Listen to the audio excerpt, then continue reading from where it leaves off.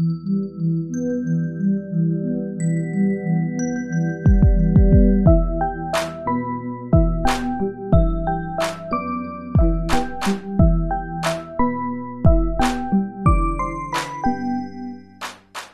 et bienvenue sur Avant j'étais prof, le podcast des enseignantes et enseignants qui ont osé la reconversion. Je m'appelle Florence, je suis professeure des écoles et j'adore enseigner. Mais il peut m'arriver de penser à changer de métier, ne serait-ce que par curiosité. Mais comment quitter une profession où reconversion est synonyme d'exception ? C'est ce que j'ai décidé de partager avec vous en décryptant 2 fois par mois les parcours aboutis de professeurs reconvertis. Pour ce 6e épisode, je reçois Nathalie, qui a enseigné 20 ans en école primaire. C'est en se penchant sur son propre bien-être qu'elle a décidé de se former à certaines pratiques, découvrant au fil des expériences la profession de coach-thérapeute qu'elle exerce aujourd'hui.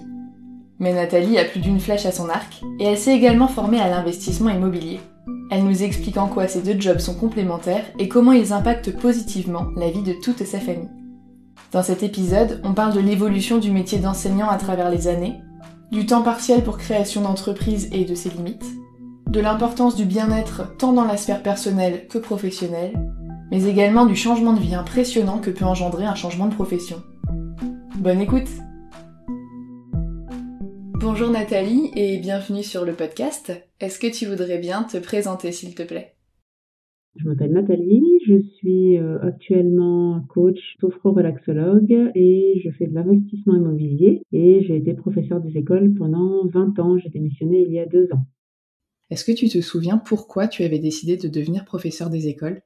Oui, alors moi j'ai ma maman qui était professeure à la fac, elle était professeure d'italien et je me souviens quand j'étais petite, je la voyais le soir corriger ses copies, elle écrivait en rouge et ça me faisait rêver. Je peux pas dire que ce soit une vocation, c'était plus un peu pour, je pense pour imiter ma mère et il y avait le côté aussi être prof, il y a la sécurité de l'emploi, il y a par rapport à la famille, c'est voilà, on a des horaires quand même assez souples. C'est vrai. Donc voilà, j'ai été professeure plus par confort et par facilité que par vraie passion. D'accord, mais une fois que tu l'as été, comme t'es resté 20 ans, il y a forcément quelque chose qui t'a plu. Est-ce que tu sais, qu'est-ce qui t'animait dans ce métier-là ? Alors ce que j'aimais, c'était le relationnel avec les enfants. Je me sentais vraiment en sécurité dans ma classe. Je pense que c'était une valeur très haute chez moi, la sécurité, le confort. J'aimais bien voilà, le relationnel, le côté aussi émotionnel avec les enfants. Et puis aussi le fait qu'on puisse faire ce qu'on veut en classe. Finalement, on est quand même assez libre, hein, même si on a des programmes. Mais enfin, moi, j'ai fini ma carrière 10 ans en maternelle et je trouvais que c'était quand même confortable de pouvoir être assez créatrice et faire des choses assez intéressantes. Et qu'est-ce qui a fait alors que, au bout de 20 ans, tu aies décidé de t'en aller ? C'était à peu près au bout de, je dirais 13-14 ans, j'ai commencé à m'essouffler. Je trouvais que les enfants, changeaient, étaient beaucoup moins intéressés. Ils n'écoutaient plus trop les histoires, ils avaient du mal à se concentrer. Il y avait beaucoup de disputes dans les classes. J'avais l'impression d'être plus, je sais pas, psy, flic, que prof. J'avais vraiment l'impression qu'il fallait tout le temps se battre et il y avait beaucoup de bruit aussi. Donc je trouvais que j'étais moins intéressée par ce métier et c'est pour ça que j'ai commencé à aller chercher un peu ce que je pouvais faire à côté. Ce que tu dis là, le changement en fait des élèves, c'est quelque chose que j'entends souvent de la part de mes collègues plus âgés. Moi, j'ai pas assez de recul en fait pour l'avoir vu ce changement-là. Et du coup, je me dis que c'est le fait que tu m'expliques là vraiment concrètement en quoi tu as ressenti ce changement. Je comprends mes collègues qui m'en parlent en fait.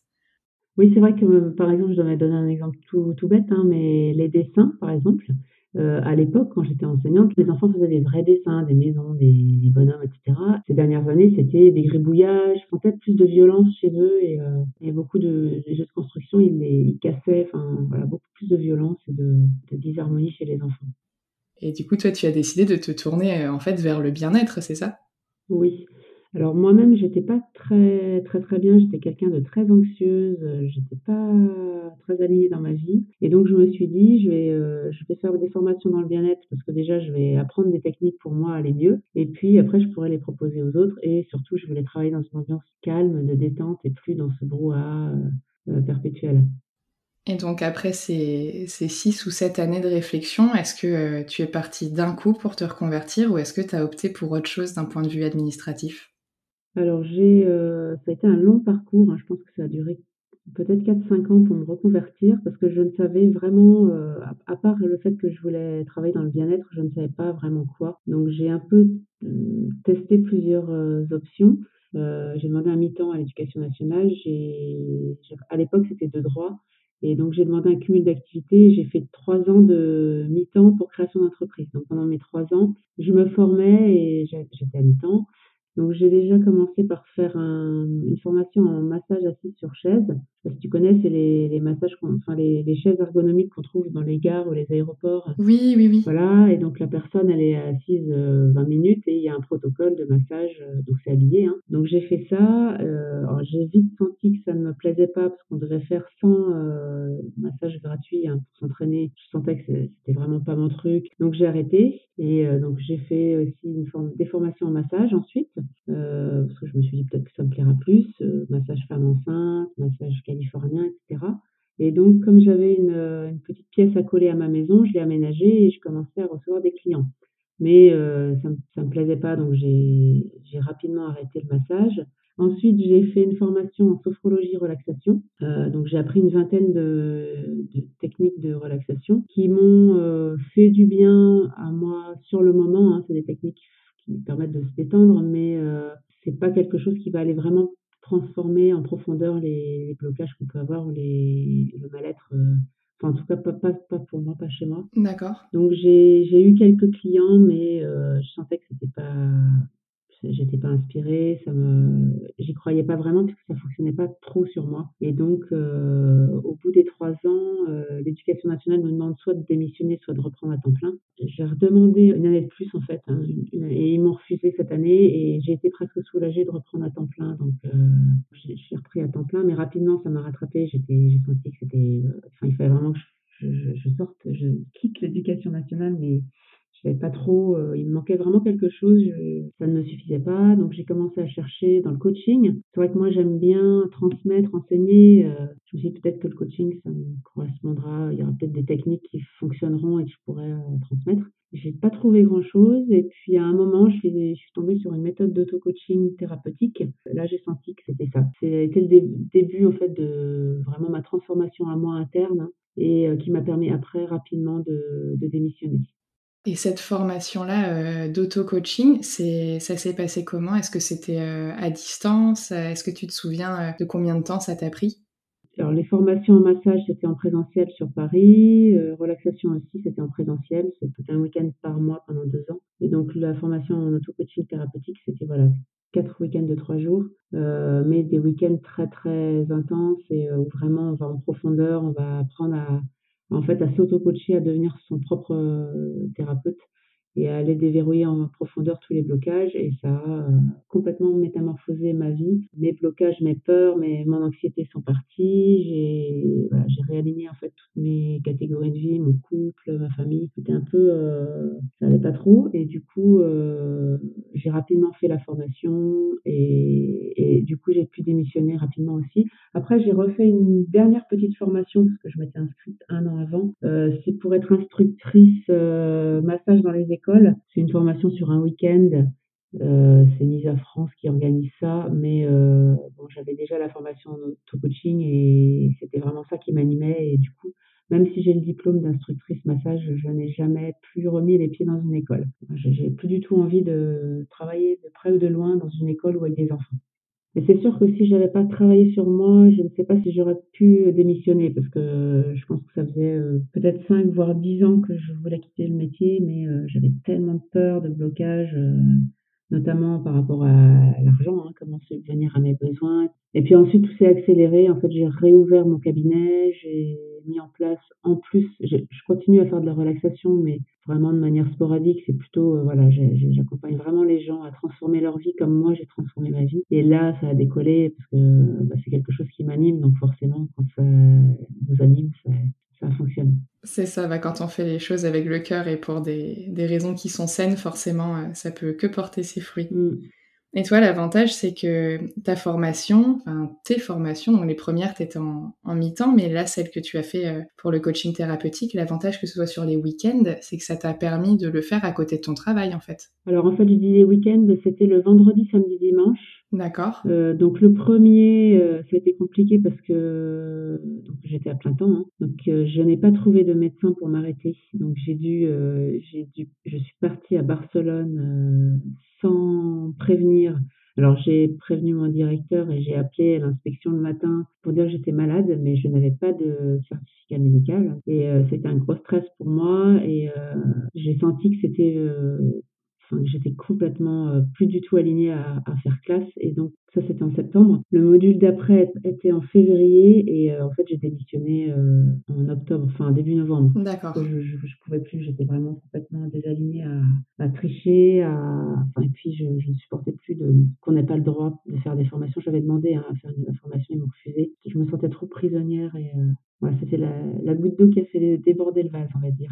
Et même à la journée, c'était pas possible de faire une demande, ils appellent ça, d'autorisation d'absence, je crois. Ça marchait pas juste pour le Non, ça non. Non, non, non, non. Je me souviens, c'était il y a 2 ans, hein, même pour des enterrements, ils nous refusaient, si c'était pas, l'enterrement d'un très, très, très proche, ils nous refusaient. Enfin, c'est dommage, en fait, c'est vrai qu'ils empêchent, les formations. Quelqu'un qui a pas envie de rester ne peut pas faire de son mieux. Enfin, je veux dire, il va faire de son mieux parce que la conscience professionnelle, mais ce sera pas le mieux du fond de son cœur. Donc, exactement. avec des enfants, qui sont des éponges émotionnelles, je trouve ça dommage, en fait, de bloquer autant les gens, à suivre leurs rêves, quoi. Exactement, oui et bah, c'est vrai que c'est ça qui m'a poussée vers la porte de sortie et après je me suis vraiment écoutée, hein, moi, je sais qu'à la fin de ma carrière, pourtant je suis quelqu'un de très maternel, j'adore les enfants, hein, mais à la fin de ma carrière, je sentais que j'avais limite envie de frapper les enfants. J'en étais à un point de où je ne pouvais plus les supporter,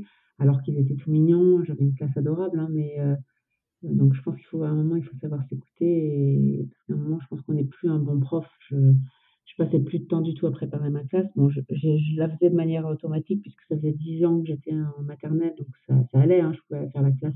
Je faisais le strict minimum. Il vaut mieux à ce moment-là s'en aller. Tu as finalement demandé ta démission vers, octobre-novembre et tu me dis que ta deuxième session de formation, en coaching thérapeutique était en février. Du coup, si je calcule bien, tu as démissionné finalement avant de terminer cette formation-là? Tout à fait, oui. Parce qu'avant de faire cette formation en coaching thérapeutique, j'ai appris quand même, la méthode sur moi, hein. Il y avait des séminaires, il y avait des audios et cetera.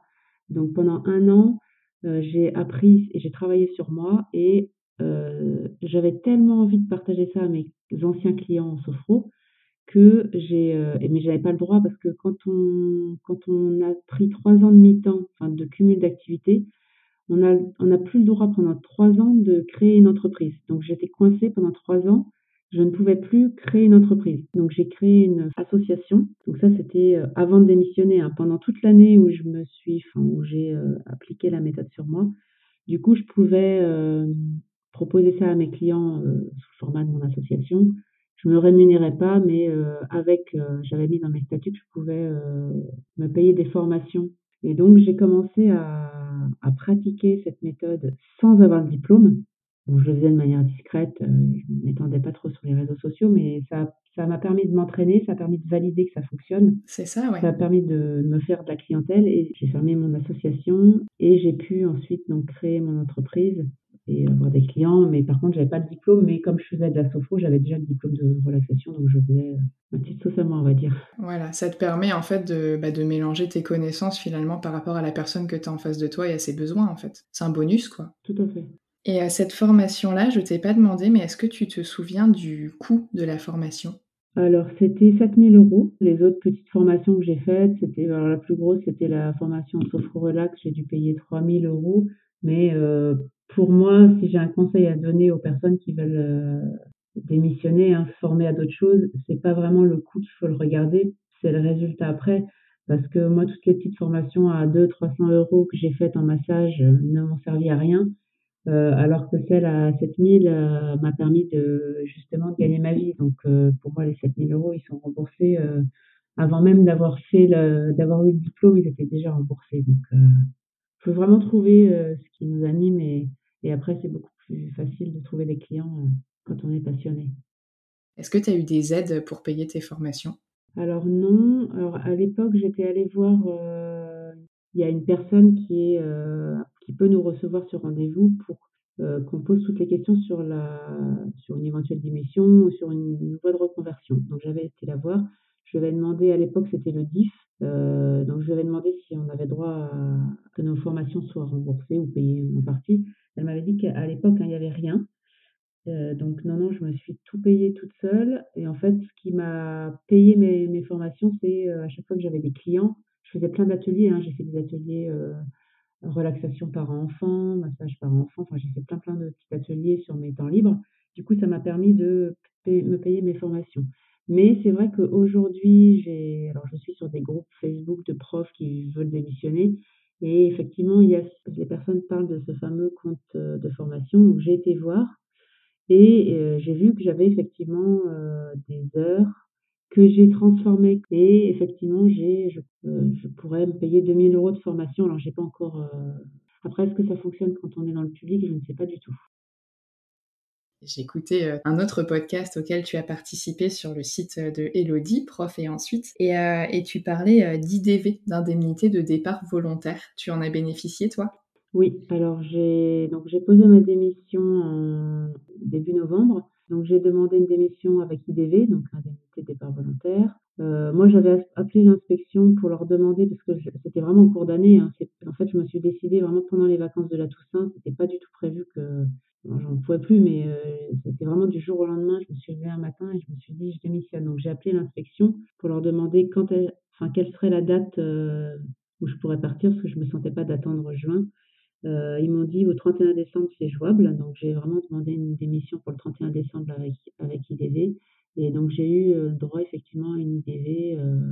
Je regarde un peu les témoignages d'autres profs. J'ai pas eu le minimum, j'ai pas eu le maximum, j'ai eu entre les 2, mais de mémoire, j'ai dû avoir 16 000 € bruts, ce qui correspond au final, je pense à j'ai pas calculé, mais peut-être 13 000 net ou 14 000, je sais pas, enfin. Ça se calcule par rapport au nombre d'années d'ancienneté, c'est ça? Oui, tout à fait. Oui, oui. Et je sais que j'ai des amis qui voulaient démissionner qui ne l'ont pas eu, dans d'autres départements qui ne l'ont pas eu et d'autres qui ont eu peut-être 25 000. Donc ça dépend vraiment, c'est vraiment très aléatoire. En parallèle, tu as une activité immobilière. Tes revenus, ils dépendent vraiment moitié-moitié des 2 ou est-ce que tu as une activité qui te rapporte plus que l'autre, par exemple? Comment ça s'organise? Quand j'ai démarré mon activité de coach, forcément, je ne gagnais pas, autant qu'avec l'éducation nationale. Aujourd'hui, j'y suis, voire plus. Mais, on va dire que j'ai créé cette deuxième activité, c'est pas v enfin, oui, bien sûr, il y a une question peut-être d'avoir 2 revenus et c'est chouette, mais c'est pas tant ça la finalité. C'est aussi parce que, je n'ai pas envie d'être coach, de 9 heures à 20 heures tous les jours, toute la semaine. J'aime bien les 2 activités. En fait, je fais de la location courte durée, style Airbnb, donc en ce moment, c'est un peu calme. Donc heureusement que j'ai mon activité de coach. Donc elle se complète si tu veux, mais alors j'ai divisé mon emploi du temps en 2, hein. Le lundi, mardi, mercredi, je fais mon activité de coach. J'ai beaucoup de coaching en ligne. J'ai un peu de coaching en présentiel, mais beaucoup en ligne parce que j'adore ça. Et le jeudi, vendredi, je consacre mes 2 journées, à mes investissements immobiliers. Et le samedi matin, je fais aussi des coachings de groupe, cette fois-ci en visio. D'accord. Ouais, donc tu as bien organisé ta semaine. Ouais, et je trouve que les 2 sont vraiment complémentaires parce que dans mon activité de coach sophrologue, je travaille beaucoup sur l'énergie, sur, voilà, le côté spirituel un petit peu et l'activité immobilière, c'est plus dans la matière, dans le brut. Donc c'est vraiment 2 activités différentes qui se complètent bien. Ouais, ça te permet d'avoir un équilibre, en fait, c'est une bonne chose. Oui, oui, oui. Je trouve que c'est bien d'avoir plusieurs activités parce que ça crée un enthousiasme et pas, on tombe pas rapidement dans la monotonie, donc je trouve que c'est très, très bien. Je me posais une question, purement pratique, est-ce que tes investissements immobiliers, tu les as fait tant que tu étais fonctionnaire? Ou est-ce que, ben, tu les as anticipés, en fait, tant que c'était plus simple pour faire des prêts? Ou est-ce que tu les as fait plus tard? Alors je les ai faits après, hein, quand j'ai démissionné, hein. C'était vraiment après. En fait, j'ai complètement transformé ma vie. On a déménagé aussi. Moi, j'habitais en région parisienne et dès que j'ai pu démissionner, je suis partie vivre au soleil dans le Var. Gros changement. J'en avais marre de la grisaille parisienne et donc on a complètement transformé notre, façon de vivre, notre vie, même mon compagnon du coup a complètement transformé aussi sa vie. Il a changé de travail aussi, il est indépendant, on travaille tous les 2 à la maison, enfin Mais ça a été une grosse, grosse transformation. Donc c'est seulement après, en fait, c'est quand on a vendu notre maison en région parisienne, on a pris un coach en immobilier pour gagner du temps parce que, voilà, on voulait pas passer tout notre temps à regarder des vidéos sur internet et à apprendre, les meilleures stratégies pour, être rentable et donc on a pris un coach qui nous accompagne depuis 2 ans, D'accord. Effectivement, toi, tu pas juste, changé de carrière, tu as changé complètement de vie, en fait. exactement, oui. Oui, oui, on est partis à 900 kilomètres avec nos 4 enfants sous les bras, un peu presque ça s'est presque fait du jour au lendemain, hein. C'était un vieux rêve qu'on avait depuis longtemps de partir, alors on hésitait entre la Bretagne et le sud et puis, on a mis notre maison en vente comme ça un peu, pour entre guillemets «pour rigoler» et on l'a vendue en 2 jours donc après on s'est dit: «Mais qu'est-ce qu'on va faire? On va vivre où?» On est parti une semaine dans le sud voir, un petit peu comment enfin, si ça nous plaisait, si on avait des endroits sympas et des maisons et en 5 jours on a trouvé une maison et voilà, ça s'est fait vraiment, très, très rapidement. D'accord. Oh bah oui, effectivement, si c'était pour rigoler, ça a été une blague, de courte durée. Les planètes étaient bien alignées à ce moment-là. Tu disais qu'avant de démissionner, il y avait, bah, cette question, financière. Là, avec tes 2 jobs, est-ce que, le fait que ce soit pas, bah, voilà, tu as toujours pas la sécurité de l'emploi, même si tu gagnes bien ta vie, est-ce que, ça te suffit de bien gagner ta vie au quotidien? Ou est-ce que le fait de ne pas avoir cette sécurité, c'est quelque chose qui t'angoisse? Alors aujourd'hui, je n'ai plus du tout d'angoisse par rapport à ça, mais aussi parce que j'ai mis en place des stratégies, que mon coach IMO nous a données pour ne plus, finalement être, dépendant du salaire à la fin du mois. Enfin, moi, quand j'étais prof, à la fin du mois, il me restait, je sais pas, 500 ou 1 000 € sur mon compte et là, on a des stratégies. En fait, quand on a vendu notre maison, alors la logique, c'était de racheter une maison, avec l'argent de la vente de notre maison. Sauf que si on fait ça, on n'a pas d'argent sur notre compte pour financer nos investissements immobiliers, pour rassurer le banquier. Donc notre coach nous a, grandement conseillé de refaire un crédit et de mettre beaucoup d'argent sur notre compte pour, rassurer le banquier. Donc on a ce qu'on appelle du cash flow sur notre compte. Enfin, c'est une stratégie qui est géniale parce que du coup, on utilise l'argent de la banque pour investir et on a, toujours, énormément d'argent sur notre compte. Donc du coup, on ne dépend pas du mois suivant. Donc c'est génial comme stratégie. Donc c'est D'accord. une stratégie toute bête que moi je connaissais pas, hein. Moi, on m'a toujours appris qu'il fallait, avoir le moins de crédit possible et en fait, quand on s'intéresse un peu, quand on lit des bouquins et quand on regarde un peu, les gens qui font de l'investissement, en fait, ils ont plein, plein de crédits et ils utilisent l'argent de la banque et ils ont de l'argent sur leur compte pour pouvoir, se rassurer eux-mêmes et rassurer le banquier. Donc ça change tout, hein, même dans mon relationnel avec les clients. Je ne suis plus dans la peur de ne pas avoir de clients ou donc je suis beaucoup plus détendue, oui. Ouais, ouais, tu m'étonnes, ça change complètement sa manière de faire les choses parce que quand tu as une activité qui te tient à cœur, mais que tu fais, par, nécessité financière, effectivement, je pense que tu ne le fais pas de la même façon que quand, en fait, tu passes au-dessus de cette barrière-là et que c'est juste par plaisir, Oui, quoi. tout à fait. Oui, oui. Et alors au niveau, d'une journée, donc bah, toi ta semaine est divisée en 2, mais au niveau de tes journées, est-ce que tu saurais, ou en étalant par la semaine, est-ce que tu saurais, quantifier ta durée de travail, on va dire hebdomadaire, si on étale entre tes 2 activités? Ça va vraiment dépendre, en termes de coaching, je ne prends pas plus de 3 à 4 séances d'1 heure par jour. D'accord. Parce que, voilà, ça demande quand même de l'énergie et je n'ai plus du tout envie, comme quand j'étais prof de, voilà, de faire de 8 heures, du matin à 19 heures le soir du travail en présentiel. Donc voilà, je prends pas plus de 3 4 clients par jour. Après je travaille le week-end aussi. J'ai plus de notion de week-end ou de semaine, hein. C'est complètement, tu vois, là on est dimanche, je travaille. Il y a plus en fait, tu perds complètement la notion de la semaine. Des moments, je ne sais même pas quel jour on est ou le mois, enfin on perd complètement cette notion de, j'ai hâte d'être au vendredi, et le dimanche soir on stresse pour aller au boulot. Il y a plus du tout cette notion de enfin, par rapport à la société, l'emploi du temps social, le calendrier social, je suis plus du tout là-dedans et des moments, je ne sais plus vraiment, pour moi, c'est plus du travail, c'est du plaisir, en fait. Quand je fais mes 2 journées IMO, on part avec mon compagnon, voilà, on va faire nos achats, on va s'occuper de nos appartements. C'est pas du travail pour moi, je ne travaille plus, je me fais plaisir. D'accord. Là, en ce moment, je suis sur un nouveau projet de créer des formations en ligne pour les profs. Alors ça demande du travail, mais je peux faire ça à minuit le soir, je peux faire ça à 7 heures le matin ou sur ma pause du midi et c'est pas du tout, pour moi, c'est pas du travail, c'est un plaisir, c'est une passion. Donc, je me force plus à faire des choses que je n'ai plus envie de faire. Mais je peux pas quantifier. Si tu veux, tu vois, là en ce moment, comme on est dans le sud, on a des oliviers, donc on a 100 oliviers dans notre jardin, donc c'est la saison de la récolte des olives. Donc tous les après-midi, en ce moment, je vais ramasser mes olives. Je n'ai pas de clients l'après-midi en ce moment. Tu vois, je peux très bien là, je me suis bloquée 2 semaines à Noël pour être avec mes enfants, je travaillerai pas. C'est vraiment, je suis une liberté totale.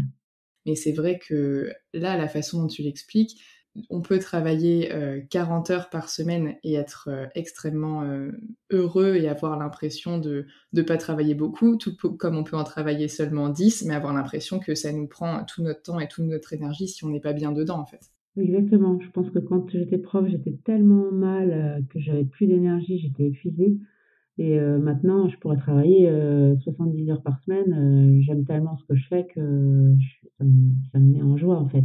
J'ai vraiment envie de profiter de la vie parce que je pourrais, hein, me mettre des coachings de 7 heures à 20 heures, hein, comme certains font d'ailleurs.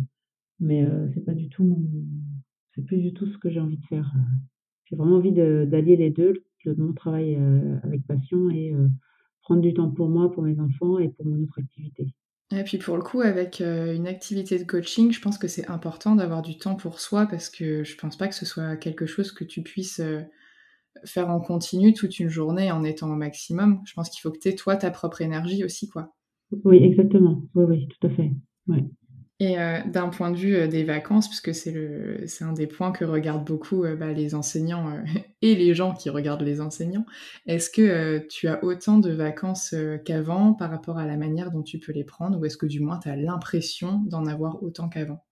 Alors j'en ai autant qu'avant parce que j'ai décidé déjà je me prends tout mon mois d'août et je prends comme j'ai encore des enfants, mon petit dernier il est au collège, enfin en sixième, donc je me prends encore, j'essaye de prendre 10 jours, 15 jours à chaque vacances scolaires. Je m'offre ce luxe-là, donc oui, oui. Bah oui, c'est important pour moi d'avoir des soupapes et des vacances, c'est important, oui. Ne serait-ce que pour, être dans la créativité, être inspirée par de nouveaux projets, me recentrer sur moi. Exactement. Ah, c'est une belle manière de s'organiser, que ce soit, la manière dont tu organises tes 2 activités ou la manière dont tu gères ton temps, ça a l'air d'être, très fluide et de correspondre, du coup et à ta partie professionnelle et à ta partie, personnelle. Comme si ça faisait qu'un seul, en fait, et que c'était aligné, Oui, oui, oui. d'un point de vue, du salaire, puisque c'est la question que beaucoup se posent, comme toi, on hésite pour des raisons financières. Est-ce que tu pourrais, nous donner, on va dire, une fourchette de à peu près combien tu gagnes, par mois avec, tes 2 activités et combien tu gagnais lorsque tu as quitté l'enseignement? Comme j'ai 4 enfants, j'avais une indemnité supplémentaire pour les enfants, donc qui était, je crois, de 400 €, donc je devais avoir à peu près 2 400 ou 2 100, je sais plus, 2 400 ou 2 100 en net. D'accord. Là, actuellement, après 2 ans d'activité, avec mon activité de coach, je dois tourner entre, 2 000 et 5 000 € par mois. Ça dépend des mois, hein, ça dépend de et avec mon activité de location courte durée alors pour l'instant, on n'a qu'une seule chambre en location, on doit être sur les bons mois, 1 500. Mais après, là, on va mettre en location un deuxième appartement et puis après, on en a 3 autres qui vont être en location d'ici 6 mois. Donc, D'accord, donc il y a pas effectivement, tu as plus cette sécurité de l'emploi et tu as pas de CDI, mais en fait, par rapport au montant que tu gagnes vis-à-vis de ta vie d'avant, en t'organisant bien, tu as de quoi, comme tu disais, ne pas être stressé par rapport à ça et avoir des fonds pour, continuer tes projets, en fait, qui se nourrissent les uns des autres. oui, tout à fait, oui. Mais ça s'est pas fait du jour au lendemain, hein, comme je t'ai expliqué, hein, là, ça s'est fait, il m'a fallu 5 ans, j'ai pris des coachs, enfin, j'ai dépensé de l'argent aussi grâce à mes coachs, hein, j'ai pu, comprendre, enfin, avoir les bonnes stratégies, pour me lancer sereinement, que ce soit dans une activité ou dans l'autre, quoi. Donc voilà, il a fallu que j'apprenne tout ça parce que tout ça, je connaissais pas, hein, tout ça avant, je suis juste prof, quoi. J'avais mon petit diplôme de prof et puis j'avais aucune connaissance de stratégie, C'est important de dire que ça prend du temps et c'est pour ça que je te questionnais, et sur, ton premier métier et sur le deuxième pour avoir, des détails, que ce soit les formations, les coûts et cetera. Parce que parfois, vu d'extérieur, on peut avoir l'impression que, voilà, on a claqué des doigts et ça y est, on a changé. Mais au final, les difficultés sont les mêmes pour tout le monde, les blocages sont souvent les mêmes aussi, et c'est juste qu'il faut voilà, aller chercher à passer au-delà de ça. Il faut faire des efforts, quoi. Comme tu dis, toi, tes formations, c'était tes vacances, le week-end, c'était le stress de devoir partir sur un jour où on est censé travailler pour finalement suivre tes rêves, demander des choses qui parfois étaient pas accordées. Enfin voilà, il y a beaucoup de boulot derrière et c'est important de le montrer aussi, quoi.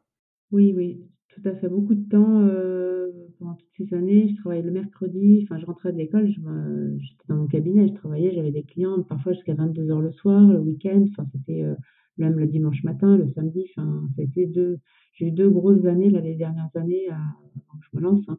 Donc je démissionne, ça a été vraiment 2 années où il fallait que je jongle entre mon métier de prof, entre les formations plus, mon cabinet. Donc c'est vrai que j'aurais pas tenu ce rythme-là pendant 10 ans, ça c'est sûr.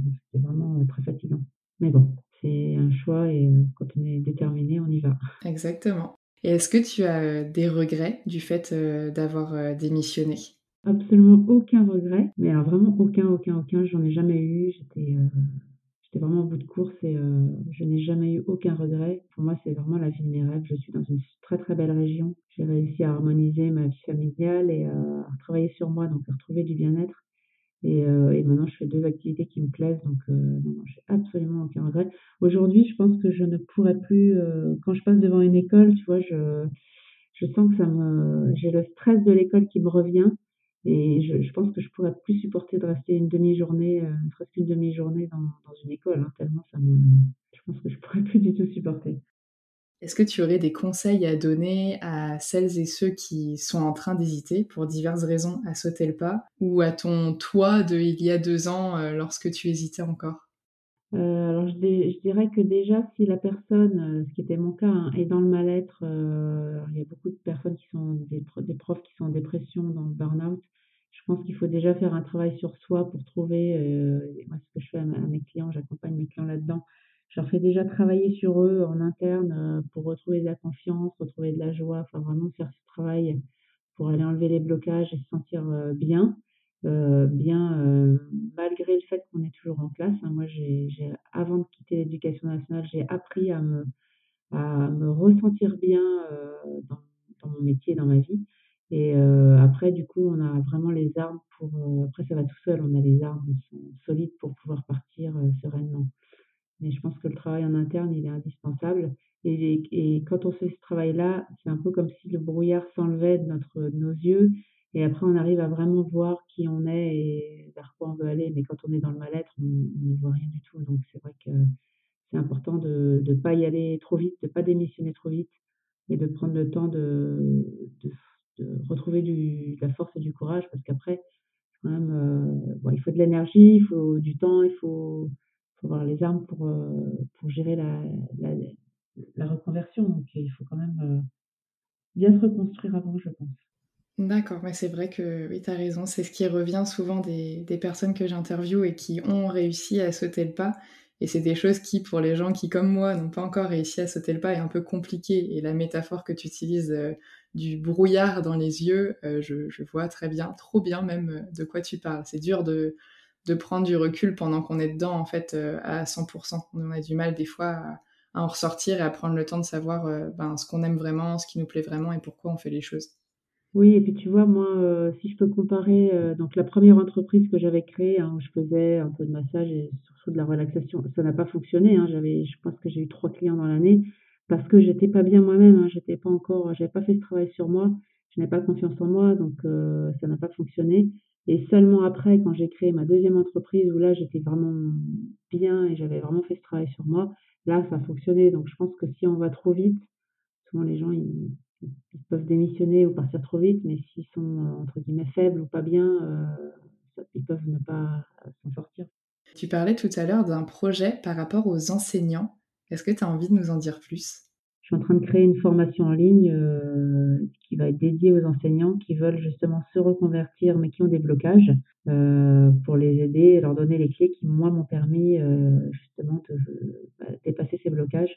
Donc il y aura du travail en interne, hein, des outils internes pour, retrouver de la confiance notamment et puis des petits outils aussi pour, arriver à justement se reconnecter à ses rêves, ses visions, vivre une reconversion sereine. Donc je suis en plein là-dedans, oui.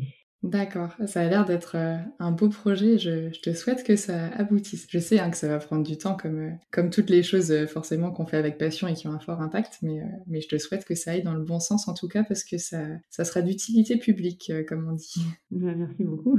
J'ai les stratégies, je suis passée par là, donc maintenant, c'est vrai que ça m'anime vraiment. J'attire beaucoup à moi de profs, hein, dans mes clients, j'ai beaucoup de profs qui viennent à moi et j'adore accompagner les profs. Donc je me suis dit, voilà, je vais faire un programme spécial pour les profs, pour aider ceux qui ont envie de passer à l'action. Ouais, c'est quelque chose, quand je l'entends et je vois les chiffres, sur les pages, comme tu disais, de professeurs qui souhaitent, se reconvertir, c'est quelque chose, vis-à-vis duquel je sais pas comment me positionner parce que je suis à la fois très heureuse que des gens comme toi fassent des choses comme ça pour aider les profs qui ne se sentent pas bien dans leur métier et d'un autre côté, quand je vois le nombre de profs qui ne se sentent pas bien dans leur métier, je me dis que, il y a un problème quelque part, quoi. Je pense que les enfants ont beaucoup changé. Ils ont un processeur interne très rapide maintenant. Ils sont très vifs et d'ailleurs, on dit beaucoup qu'il y a des enfants surdoués ou potentiels. Je pense que c'est juste voilà, on évolue, l'être humain, l'espèce humaine évolue. Ils sont beaucoup plus réactifs que nous. Et par contre, les programmes, eux, n'ont pas évolué, donc ils sont complètement obsolètes. Moi, je vois bien, j'ai un fils qui est là-dedans. Il n'est pas du tout.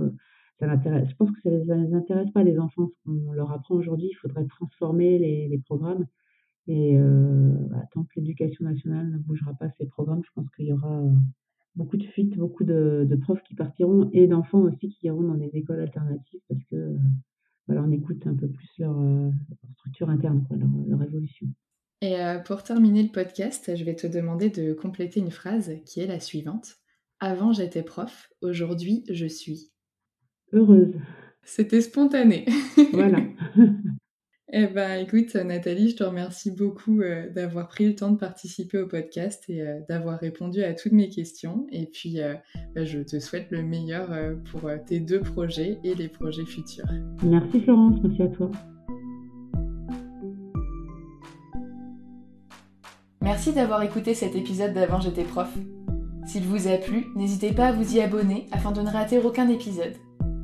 Pour qu'il gagne en visibilité, vous pouvez également le noter et le commenter sur votre application d'écoute favorite. Et si vous pensez qu'il pourrait être bénéfique à quelqu'un que vous connaissez, n'hésitez pas à le lui partager. Retrouvez l'actualité du podcast sur les réseaux sociaux, principalement Instagram mais aussi Facebook, @avantj'étaisprof. Et si vous souhaitez échanger avec Nathalie, vous trouverez le lien de son compte Facebook dans la description, @NathalieCaspar. N'hésitez pas à jeter un œil à sa page et aux divers ateliers qu'elle propose. À bientôt!